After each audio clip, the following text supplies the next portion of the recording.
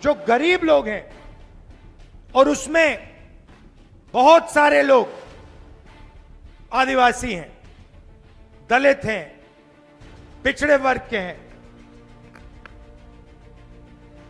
हर एक गरीब परिवार में,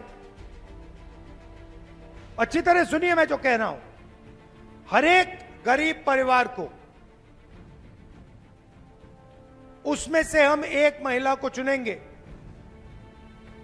और उस महिला के बैंक अकाउंट में साल के 1,00,000 रुपए हम डालेंगे। हर महीने सीधा उस महिला के बैंक अकाउंट में हजारों रुपए जाएंगे।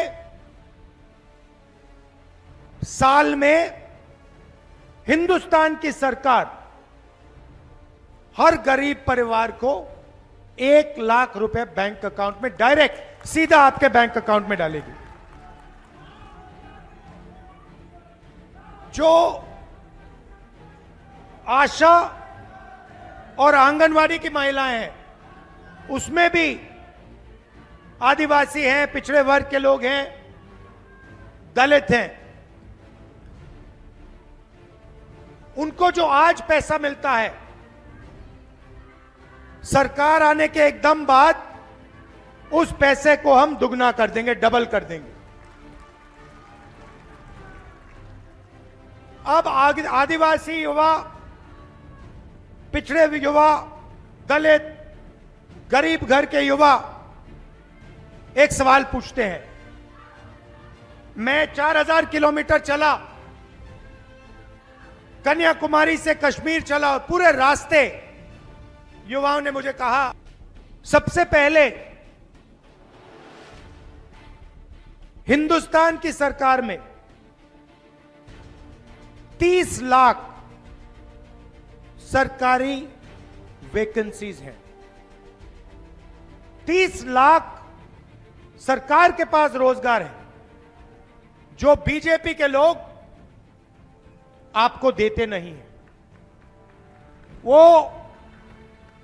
आपको कॉन्ट्रैक्ट पे काम देते हैं, आपसे मजदूरी करवाते हैं, मगर सरकारी नौकरी आपको नहीं देते। इसीलिए हमारा पहला कदम, जैसे ही हमारी सरकार बनेगी, ये जो 30 लाख सरकारी नौकरियां हैं, हम आपके हवाले कर देंगे।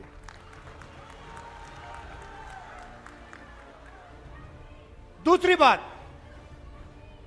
जिसमें हमें कहा था कि जो भी गरीब है उसे 100 दिन का रोजगार गारंटी करके कांग्रेस पार्टी देगी। तो ये हमने सालों पहले ये योजना हम आपके लिए लाए थे, और वो चलेगी। नरेंद्र मोदी जी ने उसको बंद करने की कोशिश की, पैसा नहीं देते हैं, हम उस योजना को चलाएंगे, मगर हम एक नई योजना, एक नया अधिकार आपको देना चाहते हैं। हिंदुस्तान के हर युवा को, हर गरीब युवा को, आदिवासी, दलित, पिछड़े वर्ग के, गरीब जनरल कास्ट के युवाओं को 1 साल की अप्रेंटिसशिप,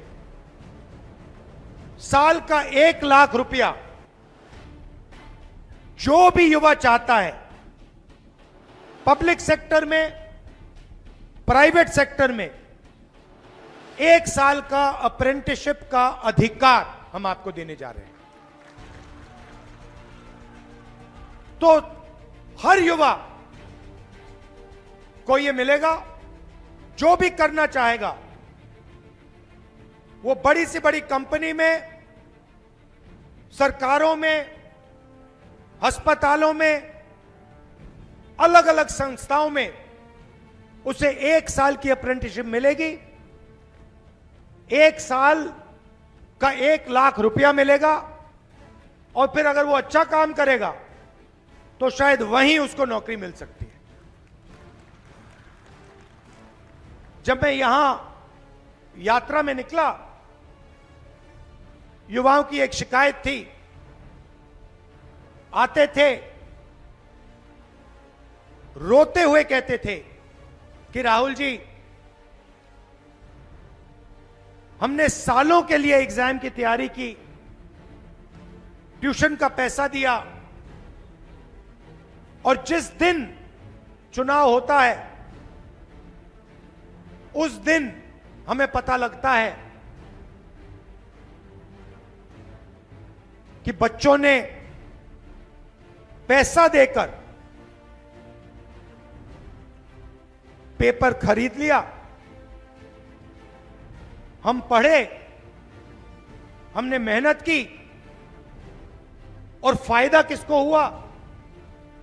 जो पढ़ा नहीं, जिसने पैसे देकर पेपर खरीदा। ये आपकी शिकायत थी। तो युवाओं के लिए तीसरा काम, पेपर लीक के खिलाफ एक कानून, सख्त से सख्त कार्रवाई। और ये जो प्राइवेट कंपनियों से पेपर करवाए जाते हैं, चेकिंग की जाती है, सरकार बनते ही हम ये सारा का सारा बंद करवा देंगे। हमारे किसान भाई हैं, आपने देखा होगा नरेंद्र मोदी जी किसान बिल लाए, कानून लाए, और लाखों किसान सड़क पे उतर पड़े। पंजाब में, हरियाणा में, मध्य प्रदेश में, पूरे देश में किसानों ने कानून का विरोध किया। किसान क्या चाहता है? किसान सिर्फ क्या? सही दाम। किसान ये कहता है कि देखिए, मुझे कोई फ्री गिफ्ट नहीं चाहिए, मुझे आपसे कोई तोहफा नहीं चाहिए, मगर जो मैं उगाता हूं,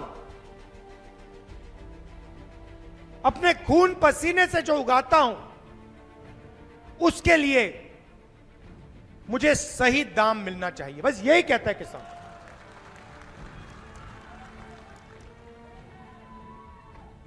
वो ही कहता, और कुछ नहीं कहता। और नरेंद्र मोदी की सरकार कहती है हम आपको सही दाम नहीं देंगे। अरबपतियों का 16 लाख करोड़ रुपया कर्जा माफ किया है, मगर किसानों का कर्जा माफ नहीं करते। और जब किसान एमएसपी मांगते हैं, मिनिमम सपोर्ट प्राइस मांगते हैं, तो पुलिस वाले उन पे गोली चलाते हैं। तो हमने मैनिफेस्टो में साफ कह दिया है, किसानों का कर्जा माफ होगा, और कानूनी मिनिमम सपोर्ट प्राइस हिंदुस्तान के किसानों को मिलेगी, और कानून के मुताबिक उनको सही दाम अनाज के लिए, धान के लिए दिया जाएगा।